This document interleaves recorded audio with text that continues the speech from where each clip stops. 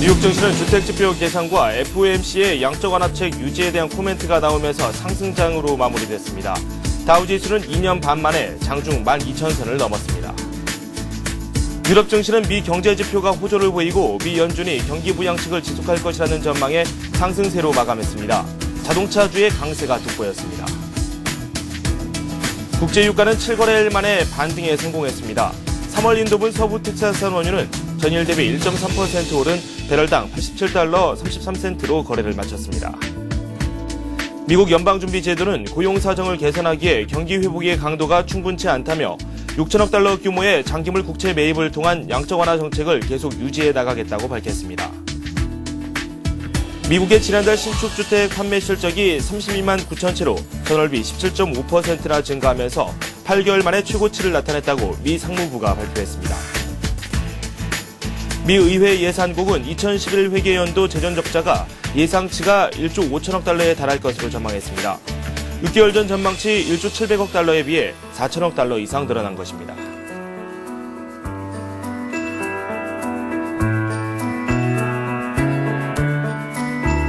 여러분 안녕하십니까. 굿모닝 센증시의 김종상입니다. 경제지표가 호조를 보이고 기업들의 실적도 양호했습니다.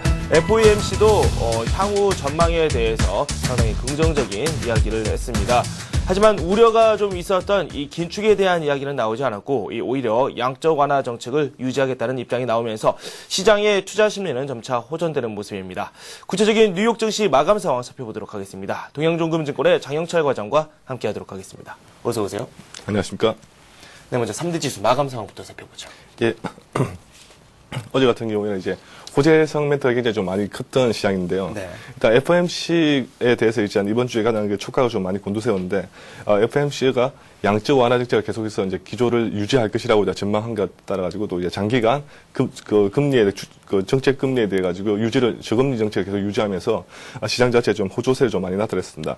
특히 또 주택 지표 같은 경우 최근 들어 굉장히 좀 많이 안 좋았는데 불구하고 주택 지표 같은 경우 발표됨에 따라 가지고 신규 주택 판매 자체가 굉장히 좀 많이 늘어남에 따라가지고 예상치를 좀 많이 상회하는 모습 나타내면서 시장 자체가 지금 상승세를 다시 유지했는데요. 일단 기업들은 일단 4분기에 대한 기업들의 어닝 시즌도 지금 이제 같이 지금 병행되고 있는 그런 부분에서 4분기에 대한 기업들의 실적 부분도 굉장히 좀 좋게 나오면서 시장 자체가 다시 한번 더 반등의 유지를 좀 많이 나타내고 있는데요. 일단 차트 한번 보시면서 한번 체크해 보시면요. 이제 시장 자체가 올해 들어가지고 일단은 시장자 불안감이 굉장히 좀 많았습니다. 지금 최근 들어 굉장히 좀 컸던 게 유로존에 대한 위기 부분이 다시 한번 대두되는 그런 모습 보이는데요. 일단 뉴욕 증시부터 시작하고 글로벌 증시 같은 경우에는 최근 들어가지고 올해 가장 큰 악재로 지금 이제 대두되고 있는 유로존에 대한 그런 여러 가지 문제도 불구하고 시장 자체가 계속 상승세를 유지하고 있는데요. 국내 증시도 좀 마찬가지고요.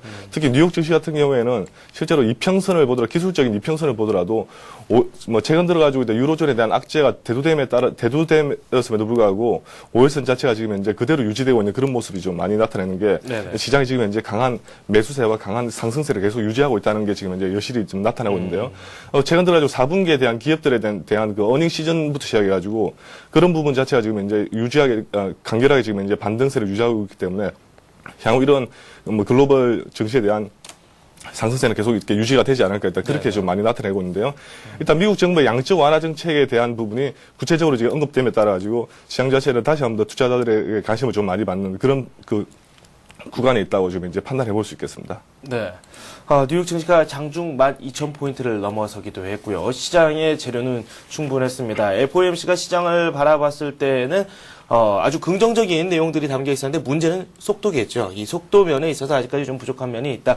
이런 이야기들이 많이 나왔는데요. 어제 FOMC에서 나왔던 이야기들 한번 종합해 보도록 할까요? 네, 맞습니다. 일단 지난번에 차기에 발표됐던 그 성명문에 비춰가지고 일단 크게 다 바뀌어진 점은 없습니다. 바뀌어진 점은 없는데요. 일단은 다른 내용보다도 다른 위원들이 좀 만장일치로 모든 정책에 대해서 좀 이렇게 채택을 좀 많이 했던 게 이제 시장을 시장 오히려 좀 이렇게 안정적으로 유지하는 그런 모습 보이는데요. 일단 어제 그 FOMC 의회에서 일단 연방 기금 금리를 기존처럼 0에서 0.25%로 계속 유지하기로 결정을 했습니다. 일단은 네네. 장기간 계속해서 저금리 정책을 좀 유지할 것이라고 예상을 좀 많이 하고 있고요. 뭐 최근 올해 같은 경우 들어가지고 가장 크게 좀 이슈가 됐던 게 일단 연준이 과연 계속해서 이게 저금리 정책을 유지할 것인가, 네. 어느 정도 이제 경기가 좀 회복을 좀 많이 되고 있고, 그다음에 최근 들어가지고 중국 같은 경우 좀 계속 긴축 정책을 좀 유지하고 있지 않습니까? 그런 부분에 비춰봤을 때 그 미국 그 정부 입장에서도 일단 저금리 정책 자체 좀 버리고 다시 한번 더 출구 전략 쪽으로 좀 가닥을 좀 대두하지 않을까라는 그 이슈가 좀 많이 나타났는데요. 일단 시장 자체를 오히려 좀 안정시키기 위해서 일단 저금리 정책 계속 유지하고 있다는 게 시장을 좀 한도를 많이 받았던 것 같고요. 그다음에 그에 앞서가지고 일단은 기존에 나타났던 그 6천억 달러 정도 그 국채 매입 자체가 지금 이제 시장에서는 언론 어떻게 보면 언론 플레이로도 좀 많이 이렇게 대두될 줄 알았는데, 근데 실제적으로 이제 계속해서 예정대로 계속 지속하기로 했다는 게 어떻게 보면 FOMC에서 아직까지는 양적 완화 정책을 계속 유지할 것이라는 게 가장 그 신념이 아니었나 그렇게 보여지는데요. 일단 뭐 여러 가지 이슈가 좀 많이 나타나는 부분에 FOMC 의원들 입장에서는 아직까지는 경기 회복이 좀 많이 완화되고 있지만은 아직까지는 속도 문제가 좀 많이 남아 있고, 향후에 그런 전망 자체도 아직 불투명하기 때문에 네. 일단 저금리 정책과 함께 기존대로 그 6천억 달러의 그냥 국채 매입을 계속 유지할 것이라고 그 얘기가 나타났는데요. 일단 뭐 반면에 뭐 반대의 의견을 가지고 있는 그 뭐 전문가들 입장에서는 일단 6천억 달러에 대한 그 국채 매입에 대한 그 재원 마련도 지금 아직은 만만치 않고 나타났고요. 네. 다시 또 발표됐던 게 지금 현재 그 미국 그 정책도 뭐 정책적으로도 지금 현재 계속 적자를 유지하고 있기 때문에 그런 부분 자체가 좀 많이 좀 이슈화 되지 않을까 그렇게 좀 예상되고 있는데요. 일단은 뭐 FOMC 같은 경우에도 그 하나 이슈로 좀 잡고 있는 게 고용 부분 자체가 지금 많이 회복을 나타내고 있기 때문에 고용 자체가 다시 한번 더 어느 정도 회복세를 유지할 경우에는 뭐 이러한 저금리 정책이라든지 6천억 달러에 대한 그 국채 매입에 대한 그런 부분 자체도 어느 정도 완화되지 않을까 그렇게 좀 예상되고 있는데요. 네네. 뭐 전체적으로 봤을 때는 아직 그 미국 정부 입장이나 아니면 FOMC 같은 그 정부 입장에서는 아직까지는 경기 회복에 대한 강한 의지가 좀 강하다고 지금 볼 수 있는 게 시장의 어제 특징이 아니었나 그렇게 보여집니다. 네, 이 경기 회복에 대한 기대는 여전히 살아있는 이 미국의 모습을 FOMC 회의에서 다시 한번 읽을 수 있었습니다. 경제 지표들도 몇 가지 나왔는데요. 한번 살펴보도록 하겠습니다. 이 어제에 이어서 전날에 이어서 이 주택 지표가 양호하게 나왔습니다. 지난달이죠. 이 12월 신규 주택 판매 이 큰 폭으로 개선이 됐다. 이런 내용이 나왔거든요. 자세한 말씀 한번 들어보겠습니다. 네, 맞습니다. 일단 주택 지표가 최근 들어가지고 일단 지표에 대한 그런 개선 부분 자체를 좀 많이 못 나타냈는데요. 뭐 기존 주택 판매라든지 아니면 중고주택 판매 여러 가지 주택 지표가 발표됐는데요. 근데 시장의 예상치를 좀 많이 하회하는 그런 모습 보이지 않았습니까? 네. 근데 어제 같은 경우에도 발표했던 12월 신규 주택 판매 지표가 나타났는데요. 일단 시장 자체에서는 굉장히 좀 급증하는 그런 모습 보였습니다. 12월 신규 주택 판매가 32만 9천 채로 좀 나타나면서 전월 대비해서 17.5% 정도 일단은 굉장히 좀 큰 폭으로 좀 많이 나타냈는데요. 일단 뭐 92년 이래 최대 폭으로 좀 많이 나타냈던 게 시장의 특징이었습니다. 뭐 예상치 한 30만 채 정도를 나타냈다 보니까 한 32만 9천 채 같은 경우는 기존 주택 판매라든지 뭐 다른 주택 지표에 비해 가지고 굉장히 좀 많이 크게 개선됐는데요. 일단은 뭐 지난주에 발표했던 뭐 건축 허가 건수라든지 그런 부분에 맞춰 봤을 때도 신규 주택 판매가 좀 많이 급증했던 게 이제 시장에서 좀 많이 이렇게 유지가 좀 많이 되고 있는데요. 일단은 뭐 신규 주택 판매 부분 자체가 기존 주택 그 계약에 따라 가지고 이제 판매가 좀 많이 이루어졌던 게 이제 뭐 시장의 특징으로 나타나고 있지만, 그래도 일단은 신규 주택 판매 자체가 전월 대비해서 이제 많이 좀 급증했던 자체는 시장이 좀 굉장히 좀 많이 고무적인 그런 사실로 좀 나타내고 있고요. 네네. 최근 그 FOMC도 좀 언급을 한번 했다시피 고용 자체가 만약에 계속 이렇게 회복을 좀 나타낼 경우에는 신규 주택 부분 자체도 굉장히 좀 큰 폭으로 이제 주택 수요가 좀 많이 늘어날 것이기 때문에 네. 그런 부분 자체도 좀 많이 안정을 찾아가지 않을까 그렇게 나타내는데요. 네. 뭐 어제 같은 경우는 좀 이렇게 전문가들 입장에서 좀 이렇게 이슈를 제기했던 게 미국의 고용이 만약에 늘어날 경우에는 가장 크게 수혜를 볼 수 있는 그런 어떻게 보면 제품이라고 하기는 좀 그렇지만 제품 중에서는요, 일단 자동차라든지 아니면 주택 부분 자체가 굉장히 수요가 많이 크기 때문에 네네. 뭐 이런 부분 자체도 미국 어떻게 보면 그 단일 품목 판매로는 굉장히 큰 소비를 좀 많이 일으키기 네네. 때문에 이런 부분도 좀 많이 기대를 해보지 않을까 그렇게 보여집니다. 네, 뭐 자동차라든지 주택 같은 경우는 이 단품 가격 자체도 높기 때문에 고용이 늘어야지 이런 쪽으로도 소비가 늘 수 있을 것이다. 이 경제 지표 그리고 또 FOMC 회의에서 공통적으로 이 고용이 늘어야 된다 이런 뜻을 한번 확인할 수 있었습니다. 경제 지표를 한번 살펴봤고요. 이번에는 기업들의 실적 내용도 한번 짚어보도록 하겠습니다. 보잉이 실적 발표를 했는데 괜찮았어요. 예, 맞습니다. 보잉이 주당 그 실적 발표를 했는데요. 일단 뭐 최근 들어가지고 일단 4분기 그 어닝 시즌에 맞춰가지고 일단 여러 가지 기업들이 좀 발표를 많이 나타내고 있는데요. 일단 대부분이 일단 예상을 좀 많이 상회하는 그런 실적을 많이 보여주고 있습니다. 뭐 어제 같은 경우는 보잉사가 이제 4분기 매출을 실적을 발표했는데요. 매출 자체가 좀 예상을 좀 많이 상회하면서 시장이 좀 긍정적인 흐름 모습 보였는데요. 일단 주당 순이익이 1.11달러 정도로 마감했던 게 시장의 특징이고요. 특히 매출 부분 자체가 좀 이렇게 매출 부분 자체가 165억 5천만 달러 정도 나타냈는데 실제로 뭐 예상보다는 매출 자체가 좀 많이 줄었지만은 주당 순익 자체가 좀 많이 좀 개선됐기 때문에 이런 부분 자체가 좀 시장 자체에 좀 어느 정도 안정을 찾아가지 않을까 그렇게 나타냈는데요. 일단 뭐 월가 입장에서는 일단 매출 자체가 좀 많이 줄었다는 부분에 들어가지고 일단 그 보잉사에 대한 그 어떻게 보면 실적에 대해서 실망스러운 모습 많이 보이는데요. 일단은 뭐 그 주당 순익 자체가 기존 비해서 좀 이렇게 보합 수준에서 약간 좀 하회하는 그런 모습이기 때문에 일단은 좀 많이 안정을 좀 찾아갈 것으로 예상되고 있고요. 특히 보잉 같은 경우에는 최근 들어가지고 다른 뭐 항공주들에 대한 그런 뭐 비행기에 대한 매출 실적보다는 다른 항공주들에 대한 화물 실적이 좀 많이 늘어남에 따라 가지고 일단 올 1분기부터 올 2분기까지 화물기에 대한 그 어떻게 보면 그 매출 자체가 좀 많이 늘어날 것이라고 전문가들이 예상하고 있기 때문에 이번 분기 그 실적에 대해서는 그렇게 뭐 크게 좀 이렇게 많이 예상을 하지 않고 있고요. 일단은 이번 분기보다는 향후 1분기, 2분기에 대한 보잉사의 매출 실적이 더 늘어날 것이라고 예상하기 때문에 이런 부분 자체가 시장에서 좀 이렇게 안정을 찾아가는 그런 모습 보이지 않을까 그렇게 예상되어집니다. 네. 다양한 업종에서 실적 발표가 나왔습니다. 모토로라, 스타벅스, 제록스, 퀄컴 뭐 이 밖에 실적 종합해서 한번 살펴보도록 하겠습니다. 예, 여러 가지 기업들의 실적이 좀 많이 나타내는데요. 네. 뭐 오늘부터 시작해가지고 계속 이제 실적이 많이 발표될 것으로 예상되는데 특히 모토로라 같은 경우는 주당 순이익이 37센트 정도로만 좀 마감하면서 시장이 좀 특징을 나타냈고요. 그다음 스타벅스 같은 경우 주당 순이익 한 45센트 정도 나타났습니다. 특히 아시아 부분 자체가 좀 성장을 좀 많이 나타내면서 주당 순이익이 어느 정도 좀 보합 수준에 좀 많이 늘어났고요. 그다음 유나이티드 테크놀로지가 순이익 한 12억 달러 정도 나타내면서 시장이 좀 많이 특징이 나타내지 않나 그렇게 보여주고요. 또 이례적으로 제록스가 4분기 순이익을 발표했는데 전년 대비해서 한 5% 정도 좀 하향하는 그런 모습 보여줬습니다. 특히 뭐 제록스 같이 어떻게 보면 어떻게 보면 복합기 부분에 대한 그 판매 실적 자체가 경쟁 자체가 워낙 이렇게 과당하게 좀 나타나기 때문에 이런 부분 자체에서 좀 많이 그 출혈 가당 경쟁이 좀 나타남에 따라 가지고 제록스 같은 경우는 실적이 좀 이렇게 좀 저하되지 않았나 그렇게 지금 시장에서 보여지고 있습니다. 네. 그리고 미국의 2011년도 재정 적자 예상 밖에 좀 많이 나올 것이다. 이런 전망까지 나왔는데요.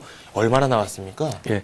일단 올해 그 재정 적자가 한 1.5조 그 달러 정도 일단 전망을 좀 했는데요. 네. 실제로 올해 재정 적자 자체가 1조 4,800달러 정도 나타냈습니다. 예상치보다는 한 4천억 달러 정도가 더 좀 상했는데요. 네. 일단 뭐 지난달 발표 때보다 재정 적자 자체가 좀 이렇게 소폭 많이 좀 증가했던 모습 많이 보여지는데요. 뭐 이런 부분 자체는 일단은 뭐 연말부터 시작해가지고 좀 많이 예상되어졌는데요. 일단 오바마 정부 자체가 어떻게 보면 그 감세안을 좀 발표함에 따라 가지고 이런 세수가 좀 많이 줄어들 것으로 예상을 하고 있는데요. 일단 뭐 본격적으로 만약 감세안 자체가 가동되는 올 1분기부터는 일단 이런 뭐 세수 자체가 좀 굉장히 좀 많이 이렇게 그 줄어들 거기 때문에 재정 적자 부분 자체가 좀 많이 늘어날 것으로 많이 전망하고 있는데요. 뭐 이런 재정 적자에 대한 그 늘어난 부분 자체는 그대로 어떻게 보면 세수 감소에 따라 가지고 어떻게 보면 소비 쪽으로 좀 많이 이루어질 것이라고 일단 연방 정보가 좀 많이 나타내고 있기 때문에 뭐 이런 부분도 이제 전문가들에 따라 가지고 좀 많이 엇갈리는데요. 일단 재정 적자 부분 자체가 좀 많이 오히려 증가함에 따라 가지고 시장에서는 오히려 반대 여론이 있지만은 또 반대로는 또 감세안 자체가 좀 많이 이제 가동됨에 따라 가지고 양적 완화 정책에 또 일부러 작용할 수 있기 때문에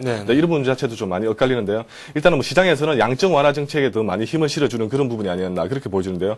일단 뭐 재정 적자 자체가 좀 계속 증가하는 모습은 뭐 그렇게 긍정적인 부분은 아니지 않나 그렇게 예상되어집니다. 네. 루비니 미 뉴욕대 교수가 이 오바마 대통령 5년 동안 예산을 동결하겠다. 이 의견에 대해서 그거 갖고는 안 된다. 오히려 증세를 해야 된다. 이런 입장을 밝혔다고 하거든요. 네, 맞습니다. 일단 뭐 대표적으로 정시 부정론자라도 말씀할 수 있는데요. 루비니 교수가 이제 말했는데 특히 뭐 오바마 정부 같은 경우 일단은 예산을 많이 동결하면서 시장 자체에서 일단은 자금 자체를 좀 많이 이렇게 그 유동성 자체를 좀 많이 이렇게 풍부하게 좀 늘어나가는 그런 모습 보이는 그 정책을 펼치고 있는데요. 일단 양적 완화 정책의 다 일환으로 좀 많이 해석되고 있는데요. 일단 루비니 교수 입장에서는 시장 자체에서 예산 동결 같은 경우에는 일단 어떻게 보면 말씀하신 분들은 푼돈을 좀 많이 이제 예상하고 있는데 이런 부분보다는 차라리 증세안을 좀 많이 발표해가지고 다른 부분에다 초점을 맞춰야지 일단 뭐 예산안을 뭐 동결함에 따라 가지고 이런 간접적인 효과보다는 직접적인 효과를 발표함을 따라 가지고 일단 시장 자체를 좀 많이 이끌어가야 되지 않을까 그런 식으로 좀 많이 나타나는데요. 일단 뭐 이거 전문가들의 하나의 멘트이기 때문에 시장 자체 투자자들 같은 경우는 그냥 간단하게 코멘트 정도로만 확인하시는 게 좋지 않을까 그렇게 보여집니다. 네. 유럽 쪽으로 살펴보도록 하겠습니다. 유럽 증시도 상승세가 나왔고요. 독일 증시 같은 경우는 2년 반 만에 최고치를 또 기록했다고 합니다. 유럽 쪽 살펴보죠. 예, 일단 뉴욕 증시가 지금 상승함에 따라 가지고 뉴욕 증시 상승함에 따라 가지고 유럽 증시도 같이 동반 상승하는 모습 보이는데요. 네. 특히 독일 같은 경우에는 지난달에도 발표됐다시피 그 생산자 물가라든지 아니면 제조업 지표 자체가 독일 같은 경우는 최저치로 좀 나타남에 따라 가지고 독일 같은 경우는 이제 유럽 증시 좀 많이 이끌어가는 그런 모습 보이는데요.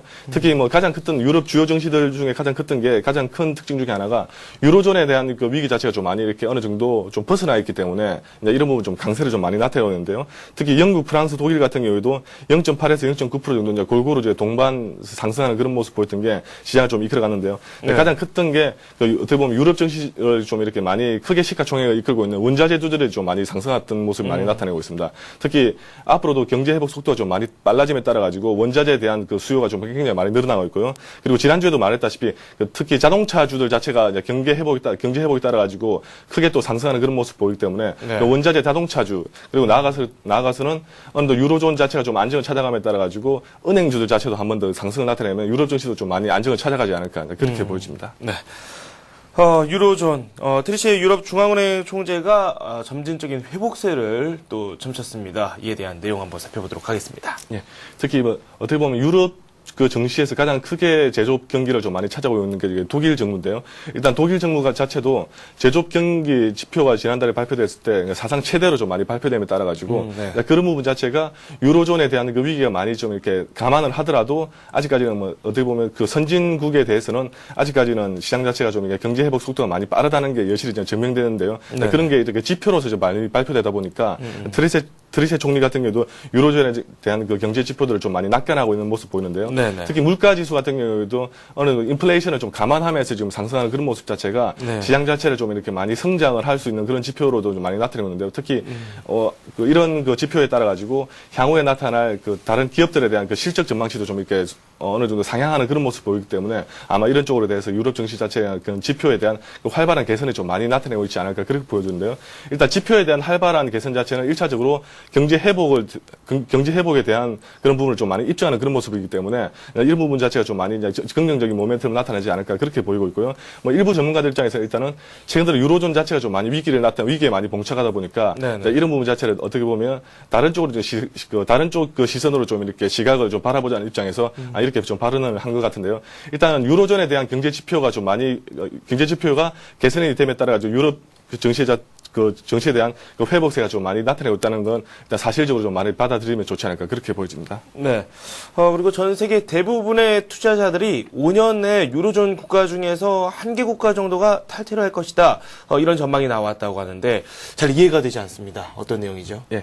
일단 뭐 유로존 자체가 지금 최근 들어 굉장히 좀 위기도 좀 많이 나타내고 있고요. 특히 화폐 부분 자체가 지금 이제 통일이 좀 많이 나타내고 있지 않고 있는 데다가 최근 들어 유로존에 대한 위기가 이제 아이슬란드 같은 경우 일단은 유로존 쪽에서도 좀 많이 위기를 좀 많이 나타내고 있는 그런 부분인데요. 특히 뭐 그리스나 아일랜드 같은 경우에는 최근 들어 가지고 어떻게 보면 유로존 위기의 그 핵심 부분 중에 하나로 좀 많이 나타내고 있습니다. 특히 어떻게 보면 그 기업들에 대한 신용 등급 자체도 좀 많이 하향하고 있는 그런 모습 보이고 있고요. 네네. 그러다 보니까 유로존 국가 내부에서 나타내는 그런 어떻게 보면 통화라든지 아니면 그런 회계적인 문제 그리고 이제 유통돼야 될 국채에 대한 그런 발행 문제 자체가 지금 이제 많이 엇갈리기 때문에 이런 유로존에 대한 위기 자체를 어떻게 보면 위기에 대한 그런 뭐 핵심적인 부분에 있는 뭐 그리스나 아일랜드 같은 경우에도 향후에는 좀 많이 디폴트할 가능성, 특히 그 재무 불이행이 좀 많이 나타낼 수 있는 그런 가능성이 굉장히 좀 많이 높게 예상됨에 따라 가지고 유로존에서 좀 탈퇴할 우려가 좀 많이 높아지지 않을까라고 예상하고 있는데요. 뭐 이런 부분 자체는 뭐 한국가가 뭐 최근 들어 가지고 모라토리엄이라든지 아니면 디폴트를 선언했던 그 국가를 보면요, 뭐 아르헨티나라든지 뭐 예전에 같은 2001년도 같은 경우 러시아 같은 경우도 있는데요. 네. 이런 어떻게 보면 국가적인 그런 디폴트라든지 그런 이슈 자체가 어떻게 보면 뭐 비현실적인 부분은 아니지만은 유로존 자체 내에서도 만약에 이런 디폴트 국가가 발생할 경우에는 가장 큰 신용 등급이라든지 그런 부분이 하향이 많이 우려되기 때문에 이런 거는 전문가적인 좀 예상으로 좀 많이 나타내고 있는데요. 네. 이런 뭐 그리스나 아일랜드에 대한 그 디폴트 가능성 부분도 뭐 무게를 전혀 무게를 전혀 뭐 두지 않을 않기에는 좀 이렇게 많이 좀 악화되긴 사실이지만 이런 부분 자체도 좀 쉽지 않은 부분이기 때문에 이런 부분은 시장의 뉴스라든지 언론에 대한 그런 뉴스 같은 거나 정책을 좀 많이 체크하면서 이제 이런 부분도 좀 한번 전망을 해봐야 되지 않을까 그렇게 보여집니다. 상품 시장 이야기도 하도록 하겠습니다. 최근 들어서 국제유가 그리고 또 금가 계속해서 하락세를 기록했었고 그중에서 국제유가 6거래일 연속 하락하면서 다시 또 아래 방향으로 계속해서 가는 게 아니냐 이런 전망까지도 나왔습니다. 7거래일 만에 반등이 나왔어요. 네, 맞습니다. 일단 주택 지표가 많이 개선됨에 따라 가지고 경제 회복이 다시 한 번 더 반등을 나타낼 것이라는 그런 전망이 좀 많이 나타나면서 일단 국제유가가 87.33달러에 마감했는데요. 최근 들어 가지고 국제유가부터 시작해가지고 금값 같은 경우 좀 하락세가 좀 많이 두드러지는데 특히 국제유가에 대한 하락세가 좀 많이 두드러지는 게 어떻게 보면 과도하게 그 투기 세력들이 좀 많이 몰리다 보니까 그런 부분 자체가 좀 해소되는 그런 부분으로 많이 좀 해석도 좀 많이 나타나는데요. 일단은 뭐 그런 부분 자체는 앞으로 나타날 그런 어떻게 보면 지표라든지 아니면 그 국제유가에 대한 움직임에 따라 가지고 좀 이제 그 전망을 좀 해봐야 될 것 같고요. 금값 같은 경우는 0.2% 정도 상승을 하면서 한 온스당 1,335.6달러로 마감했습니다. 최근 들어 인플레이션 해지 수단으로 좀 많이 작용할 것이기 때문에 일단 금값이 그렇게 하락할 것이라고는 이제 시장의 전문가들은 좀 많이 예상을 하고 있지 않은데요. 일단 인플레이션이 많이 이렇게 경제 회복에 따른 인플레이션이 계속 증가함에 따라 가지고 어떻게 보면 다른 상품 그 수단보다는 인플레이션 해지용으로 좀 많이 나타날 거기 때문에 금값 같은 경우에는 고가에 어느 정도 가격이 좀 형성해 나가지 않을까 그렇게 좀 많이 전망을 하고 있는 것 같습니다. 네.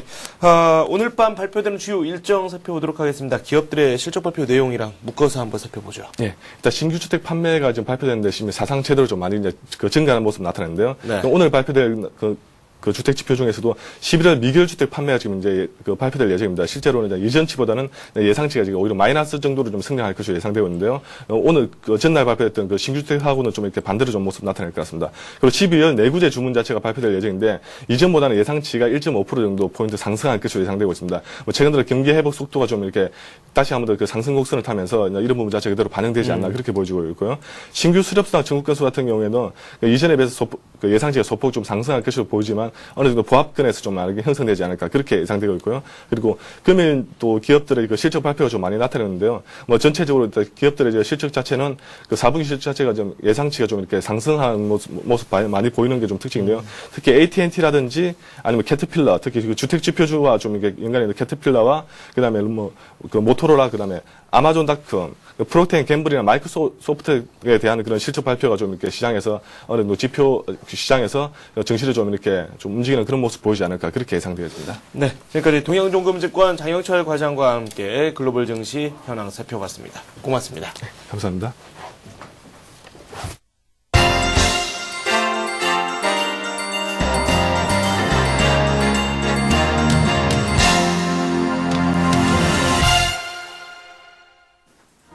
안녕하세요. 글로벌투데이 박미라입니다. 오늘도 보다 발빠르고 생동감 넘치는 지구촌 소식들 전해드리겠습니다.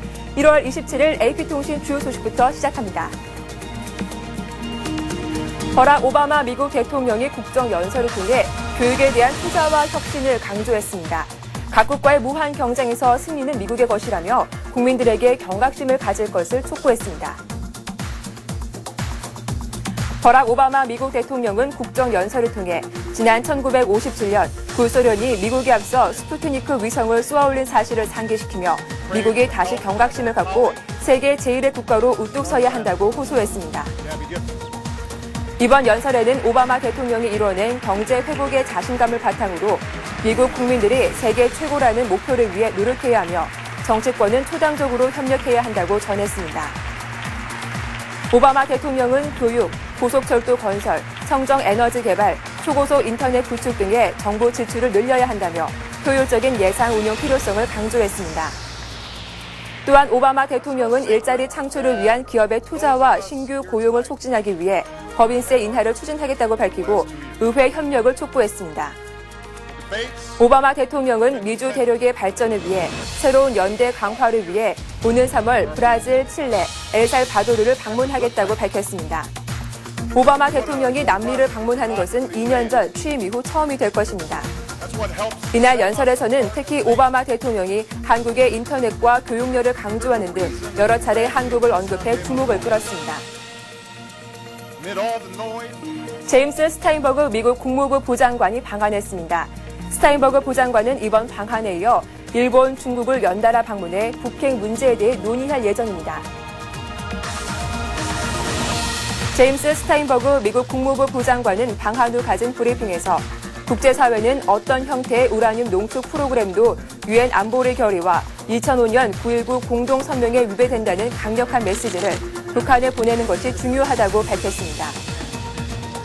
스타인버그 장관의 이번 언급은 앞으로 북한의 우라늄 농축 프로그램 문제를 유엔 안보리의 의제로 상정해 적극적인 대응 조치를 취하겠다는 의미로 풀이됩니다. 특히 이 문제에 대해 소극적 반응을 보이는 중국에 대한 설득 작업을 벌일 것임을 시사했습니다. 스타인버그 부장관은 또 남북 대화 추진에 대해 우리는 한국 정부의 노력을 매우 지지하며 모든 면에서 긴밀하게 공조해 나갈 것이라고 말했습니다. 이어 중국을 비롯한 육자회담 관련국 사이에는 남북 대화를 통한 여건 조성의 중요성에 대해 공통의 인식이 형성돼 있다고 강조했습니다. 스타인버그 부장관은 앞으로 상황이 진전되기 위해서는 북한이 도발 행위를 중지하고 핵 문제와 관련한 구체적인 조치로 이어질 수 있는 의미 있는 대화에 대해 진지하게 준비되어 있음을 보여주는 것이라고 밝혔습니다. 헤즈볼라의 지지를 받고 있는 나지브 미카티가 레바논의 총리로 지명됐습니다. 이에 미국이 깊은 우려를 표명하고 나서 귀추가 주목되고 있습니다. 힐러리 클린턴 미 국무장관은 헤즈볼라의 지지를 받는 나지브 미카티 총리 지명이 양국 관계에 악영향을 미칠 것이라며 우려를 표명했습니다. 클린턴 장관은 스페인 외무장관과 공동 기자회견 도중 미국은 레바논 상황을 예의주시하고 있으며 레바논 정부에 대한 외세 개입을 심각하게 우려하고 있다고 말했습니다. 클린턴 장관은 또 헤즈볼라가 주도하는 정부가 양국 관계에 영향을 미칠 것이라며 새 정부가 어떻게 하는지를 지켜본 후 판단을 내릴 것이라고 덧붙였습니다. 미국은 레바논 정부에 수억 달러의 경제와 군사 지원을 제공해온 반면 헤즈볼라에 대해서는 각종 제재를 가했습니다. 미국의 우려와 경고 속에 총리로 지명된 미카티는 종교와 정파를 뛰어넘는 연립정부 구성을 약속했으며 서방과도 반목하지 않겠다는 뜻을 밝혔습니다. 미카티는 인터뷰를 통해 서방과 반목하지 않으며 서방과 좋은 관계를 만들고자 한다고 밝혔습니다. 미카티는 또 헤즈볼라가 나를 후보로 지명했지만 이것이 내가 그들의 정치적 입장을 대변하는 것은 아니라며 확대 해석을 경계했습니다. 일본 토요타 자동차가 작년에 이어 또다시 대규모 리콜을 실시한다고 밝혔습니다. 이번 리콜의 규모는 일본에서 역대 두 번째로 많은 수준입니다. 일본 토요타 자동차가 연료 누출과 예비 타이어 지지대 부식 가능성 등을 이유로 전 세계적으로 170만 대 차량에 대해 리콜을 실시한다고 밝혔습니다. 리콜 대상 차종을 렉서스, 아벤시스, 크라운, 이시스 미니밴 등으로 다양하며 이 가운데 일본에서 판매된 차량은 약 128만 대, 미국 등 해외에서 팔린 차량은 42만 1000대입니다. 일본 시장에서 이 정도의 리콜은 1969년 리콜 제도를 도입한 이래 두 번째로 큰 규모인 것으로 알려졌습니다. 일본 국토교통성은 2000년부터 2009년 사이 일본에서 생산된 19종의 모델이 이번 리콜 대상이라고 밝혔습니다. 또한 일본 국토교통성은 차량 결함으로 인해 엔진 연료 파이프에 작은 금이 나타날 수 있다며 이 상태로 작동을 계속하면 금이 넓어지고 연료가 셀 수 있다고 전했습니다. 토요타는 해당 결함과 관련한 사고는 보고되지 않았지만 북미 측에서 75건, 일본에서 140건 이상의 불만이 접수됐다고 밝혔습니다. 또 유럽에서 판매된 아벤시스 모델 14만 1000대와 일본에서 팔린 16개 차종에서는 연료 파이프 오작동과 이로 인한 연료 누출 가능성이 제기됐습니다. 이집트에서 현 대통령의 하야를 촉구하는 반정부 시위가 격화되고 있습니다. 전국 곳곳에서 시위가 끊이지 않고 이어져 전국 혼란이 예고됩니다. 이집트에서 호스니 무바라크 대통령의 퇴진과 정치, 경제 개혁을 요구하는 시위가 경찰의 집회 금지령에도 불구하고 곳곳에서 재개되고 있습니다. 수도 카이로 중심부의 법원 단지에서는 수천 명이 모여 국민은 정권의 몰락을 희망한다는 구호를 외치며 무바라크 대통령의 퇴진을 요구했습니다. 경계를 대폭 강화한 경찰은 최루탄을 쏘며 집회를 다른 지역으로 확산시키려는 시위대에 맞섰습니다. 항구 도시 수에즈에서도 한 시신 안치소 밖에서 최소한 2,000명이 모여 시위를 벌였고 경찰은 곤봉을 휘두르며 시위대 해산에 나서고 있습니다. 이집트 관리들은 이틀 동안 전국에서 반정부 시위 참가자 860명을 체포했다고 밝혔습니다. 시위가 격화하자 이집트 내무부는 성명을 통해 선동적 행동과 시위를 위한 모임은 물론 거리 행진과 시위 자체를 모두 금지한다고 발표한 바 있습니다. 정치적 불안을 반영한 이집트 증시는 이날 최근 8개월 만에 최저치를 기록하며 마감했습니다. 인도 최대 국경일 중 하나인 공화국 선포일을 맞아 델리 전체가 철통 보안 태세에 돌입했습니다. 올해에는 이명박 대통령이 인도 공화국 선포일 행사에 초청돼 더욱 관심이 집중되고 있습니다. 인도는 공화국 선포일을 맞아 라즈파트에서 기념 퍼레이드가 펼쳐지며 이를 위해 5만 3천여 명의 보안 요원들이 델리 전역에 배치됐습니다. 퍼레이드가 펼쳐지는 지역을 중심으로 총 3만 5천 명의 경비 체제를 갖췄고 주변 각 빌딩에 저격수들이 배치됐습니다. 또한 공공 소속 무한 정찰기가 행사장 상공은 물론 델리 지역 전역을 정찰합니다. 퍼레이드 진행 1시간 동안은 델리 지역 내 항공기 운항도 전면 금지됩니다. 한편 델리시 경찰과 군 당국은 최근 구체적인 테러 첩보가 입수됨에 따라 여느 때보다 경계 상황을 강화하고 긴장을 늦추지 않고 있다고 전했습니다. 대선 결과를 두고 서로 다투고 있는 코트디부아르의 두 대통령이 서아프리카 중앙은행에 자금 인출권을 놓고 본격 힘겨루기에 들어갔습니다. 로랑 그바그보 정부는 서아프리카 중앙은행 코트디부아르 지점이 세네갈에 있는 은행 본부가 아니라 그바그보 정부의 지시를 따르도록 명령했다고 AP통신이 보도했습니다. 서아프리카 경제통화연합의 8개 회원국은 서아프리카 중앙은행에서 발행하는 화폐인 프랑세파를 공동으로 사용하며 이 은행을 통해 자금을 인출하고 있습니다. 국제사회와 서아프리카 경제통화연합은 그바그보 퇴진을 유도하기 위해 알라산 와타라 대통령이 지명한 인사만 중앙은행의 자금에 접근할 수 있도록 했습니다. 그바그보 대통령 측이 급료를 지급하지 못하면 군대와 경찰 등이 등을 돌릴 것으로 기대하면서 자금줄 제기에 힘을 기울이고 있는 것입니다. 그바그보 정권은 계속 자금을 대주던 서아프리카 중앙은행 총재마저 국제사회 사퇴 압력을 받고 최근 자리를 내놓으면서 자금을 인출하는 데 어려움을 겪고 있습니다. 미국의 민간 법정이 관타나모에 구금돼 있는 미국 대사관 테러 용의자에게 종신형을 선고했습니다. 쿠바 관타나모 수용소의 구금자 가운데 처음으로 민간 법정에서 재판을 받은 탄자니아와 케냐의 미국 대사관 폭탄 테러 용의자 아메드 가일라니에 대해 종신형이 선고됐습니다. 미국 뉴욕 맨하튼 소재 연방법원 재판부는 탄자니아인 아메드 가일라니에게 이 같은 판결을 내렸습니다. 가일라니는 지난해 말 살인과 1998년 케냐의 미국 대사관에 대한 알카에다 공격과 관련한 것 등을 포함해 200개가 넘는 혐의에 대해 무죄 판결을 받았습니다. 그러나 이번 재판의 배심원단은 정부 건물 파괴 공모 혐의에 대해 유죄 판결을 내렸습니다. 마이클 잭슨 사망 사건과 관련해 주치 쿤랜드 머리의 정식 재판이 정해졌습니다. 재판 앞둔 심리에서 머리는 자신이 무죄라는 주장을 굽히지 않았습니다. 고 마이클 잭슨의 주치 콩랜드 머리는 미국 로스앤젤레스 카운티 법원에서 열린 심리에 출석해 유죄를 인정하지 않고 나는 무고한 사람이라며 따라서 무죄를 항변한다고 밝혔습니다. 머리의 변호인들은 이날 무죄 항변을 하면서 신속한 재판을 재판부에 요청했고 재판 기일은 3월 28일로 정해졌습니다.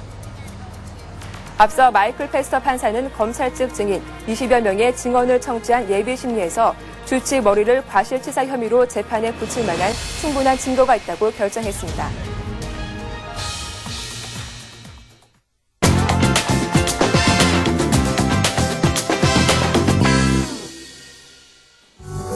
최근 국내에서 만화 캐릭터와 결혼해 화제를 모았던 인물 기억하시죠?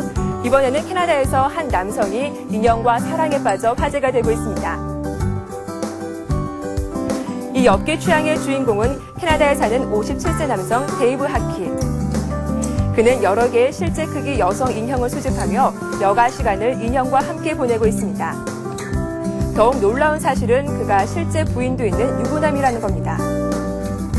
이 남성은 자신의 부인이 인형과 여행을 즐기는 자신의 취미를 이해해주고 오히려 다른 여성이 아닌 인형과 즐기는 것에 대해 안심하고 있다고 설명했습니다.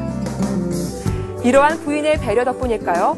하키는 인형들과 함께 미국은 물론 영국을 여행하기도 했고 특히 자신이 아끼는 비앙카라는 인형과는 바이크를 타며 드라이브를 즐기고 스카이 다이빙까지 함께했습니다. 하키가 인형을 처음 구입한 것은 지난 2006년인데요. 구입 비용도 사실 만만치 않습니다. 실리콘으로 만들어진 이 실물 크기의 인형은 대략 300만 원에 이른다고 합니다. 이란의 한 여성은 발을 이용해 요리를 하고 있어 주목받고 있는데요. 그녀의 사연 함께 만나보시죠. 이란 테헤란에 살고 있는 조레 에타야자 둘살 타네 씨. 그녀는 태어날 때부터 양팔이 없이 태어났습니다. 하지만 요리와 그림, 뜨개질까지 하며 여느 일반인들과 다름없는 삶을 살아왔는데요. 특수학교 교사로 생활하다 올해 은퇴하고 집에서 지내고 있습니다. 현재 정부로부터 한 달에 600달러에 해당하는 연금을 받고 있는데요. 뿐만 아니라 암에 걸린 어머니까지 돌보는 그녀의 모습이 언론에 공개돼 더욱 화제가 되고 있습니다. 사람처럼 두 발로 걷는 것이 취미인 한 고릴라의 모습이 공개됐습니다.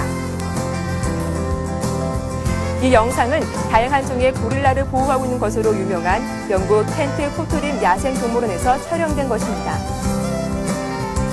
동영상 속에는 숲고릴라 암밤이 한 손에는 먹이를 들고 다른 한 손은 자연스럽게 앞뒤로 흔들며 뒤뚱뒤뚱 걸어가는 모습이 담겨 있습니다. 동물원 관계자들에 따르면 암밤은 이처럼 두 발로 어슬렁거리는 것을 아주 좋아한다고 하는데요.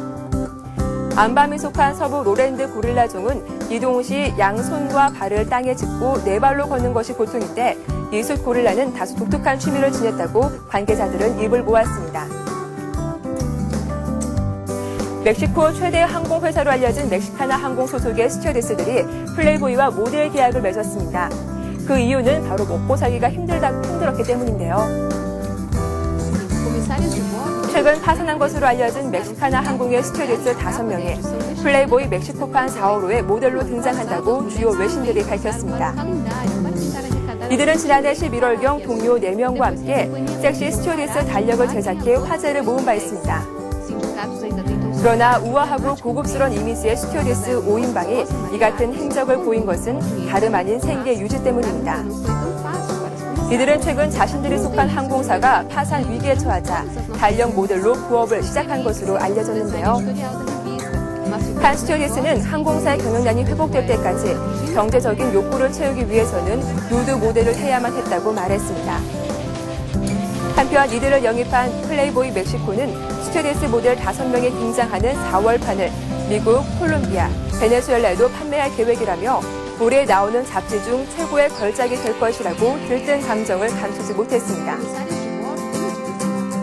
급류를 가로질러 운행한 위험천만한 버스가 있어 누리꾼들의 관심을 모았습니다.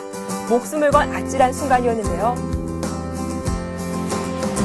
이 버스는 그 뒤로 하천물이 범람하는 중에도 하천을 가로질러 건너편 지역으로 이동했습니다.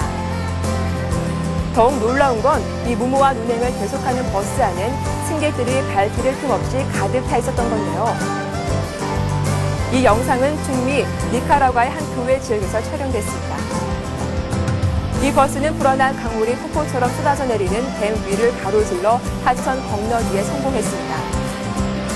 댐 위에서도 물살은 거세게 움직였지만 버스를 가득 메운 승객들 덕분에 오히려 무게 중심을 잡아 쓰러지지 않고 계속 움직일 수 있었습니다. 하천물이 바퀴 절반까지 차올라 바닥면이 모두 물에 잠긴 상태에서도 엉금엉금 느린 속도로 움직인 버스는 또다시 건너편에서 승객들을 가득 태우고 돌아왔습니다. 최근 일본에서 인기를 끌고 있는 이색 장치가 있습니다. 바로 웃을 때마다 발광하는 치아 장치인데요. 일본에서는 웃을 때마다 치아에서 빛이 나는 이색 장치가 인기를 끌고 있습니다. 이 이색 액세서리는 마우스 가드처럼 입안에 착용하는 것으로 무선 장치를 통해 발광색을 빨간색, 연두색 등으로 바꿀 수 있습니다. 이 발광 장치는 착용자가 웃을 때마다 작동해 어두운 곳에서 특히 눈에 띄는데요. 한 백화점 광고에 소개된 이후 일본에서 큰 인기를 끌고 있습니다. 지난해 일본 소녀들이 길거리에서 이 장치를 단체로 착용하고 활보하는 영상이 공개되면서 더욱 주목을 받기도 했습니다. 해외 누리꾼들은 파티 용품으로 적절하다, 어디에서 살 수 있냐 등 다양한 댓글을 올리며 관심을 보였습니다. 오늘 글로벌 트리에서 준비한 소식은 여기까지입니다. 보다 생동감 넘치는 소식으로 내일 다시 인사드리겠습니다. 고맙습니다.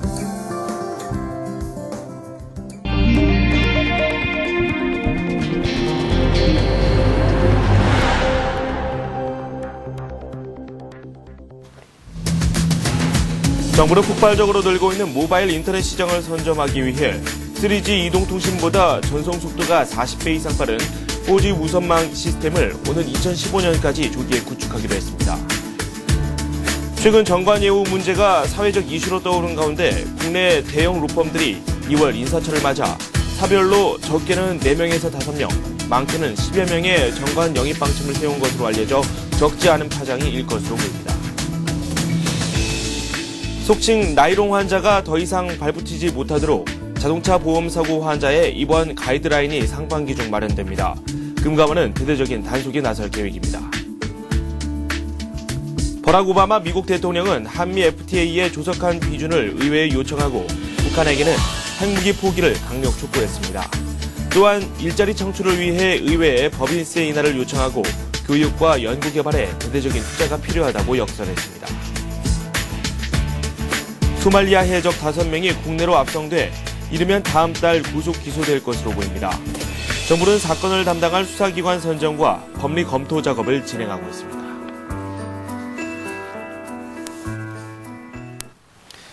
네, 서울경제신문 이준희 기자와 함께하도록 하겠습니다. 어서 오세요. 안녕하세요. 어제 저희가 소식을 전해드렸던 내용인데요. 4세대 이동통신 사업, 정부가 적극적인 지원에 나섰습니다. 네. 폭발적으로 늘고 있는 모바일 인터넷 시장을 선점하기 위해 정부가 결국 나섰습니다. 지난해 우리나라는 전 세계 휴대폰 기기 시장의 30%를 잠식하면서 휴대폰 강국의 위용을 자랑했는데요. 하지만 무선 네트워크 장비나 부품, 소프트웨어를 보면 에릭슨이나 화웨이 등 이제 글로벌 장비 업체의 독주에 밀려 시장 점유율 1% 안팎에 머물렀거든요. 정부가 향후 4세대 이동통신 시장에서는 이 같은 한계를 극복하기 위해 청사진을 내놓았습니다. 지식경제부와 방송통신위원회가 어제 경제정책조정회의에서 행정안전부, 문화관광부 등과 공동으로 2015년 모바일 세계 최강국 실현을 위한 방안을 발표했습니다. 현재 3세대 이동통신보다 전송 속도가 40배 이상 빠른 4세대 무선망 시스템을 2015년까지 조기에 구축키로 했는데요. 전자통신연구원은 엊그제 세계에서 처음으로 4세대 이동통신인 LTE 어드밴스드 기술의 개발 및 시연에 성공하면서 차세대 이동통신망 경쟁에서 좀 주도권을 잡았습니다. 아울러 4세대 이후 기가급 통신환경에 대비한 대형 국가 연구개발을 내년부터 8년간 3단계에 걸쳐 추진하는 등 범부처적인 기가코리아 전략도 추진하는데요. 기가코리아 프로젝트는 단말기, 소프트웨어, 콘텐츠, 서비스 핵심 기술 개발, 인력 양성 등을 범부처적인 통합 연구 개발로 추진한다는 개념입니다. 국내 이동통신 3사는 3.9세대로 불리는 LTE 이통망 구축을 위해 오는 2014년까지 6조 7,379억 원을 투자하고 지식경제부는 4세대 단말기용 핵심 부품의 자립화를 위한 기술 개발에 2014년까지 800억 원을 투입할 계획입니다. 네. 다음 소식 살펴보도록 하겠습니다. 정동기 감사원장 후보자, 물론 후보자 자리에서 낙마를 했는데 네. 주요 원인으로 됐던 게 바로 정관예우가 네. 됐습니다. 이 정관예우 문제 때문에 이 사회적 이슈로 크게 떠오르기도 했었는데 대형 로펌들이 인사철을 맞아서 또 외부 인재들 영입에 착수했다고 합니다. 여기서 또 정관예우 문제가 불거지고 있어요. 네. 최근 낙마한 정동기 감사원장 후보에 이어 오늘 청문회를 앞둔 박한철 헌법재판관 후보자 역시 로펌에서 고액을 받아 근무한 사실이 밝혀지면서 헌법재판관으로 적합하지 않다는 비판이 나오고 있습니다. 이에 따라 고위공직자들의 고질적인 정관예우 이슈가 다시 도마 위에 오르고 있습니다. 네. 하지만 이 같은 정관예우 논란에도 불구하고 국내 대형 로펌들이 2월 인사철을 맞아 각 사별로 적게는 4-5명, 많게는 10여 명의 정관 영입 방침을 세운 것으로 알려져 적지 않은 파장이 예상되는데요. 어제 법조계에 따르면 국내 대형 로펌인 김앤장, 화우, 태평양, 광장, 세종 등은 올해 퇴임을 앞둔 대법관과 헌법재판소 재판관, 검사장 등을 영입하기 위해 고위 판검사 물밑 접촉에 나섰습니다. 일부 대형 로펌들은 연초에 적어도 대여섯 명의 고위 판검사를 영입한다는 방침을 최근 확정한 것으로 전해졌는데요.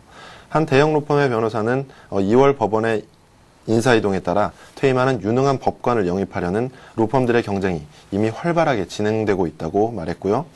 또 다른 로펌의 한 대표 변호사는 검찰의 고위 인사는 물론 법원장급 이하 대여섯 명 정도는 영입할 수 있을 것이라고 자신 있게 밝혔습니다. 하지만 로펌도 수임을 위해서는 어쩔 수 없다는 반응인데요.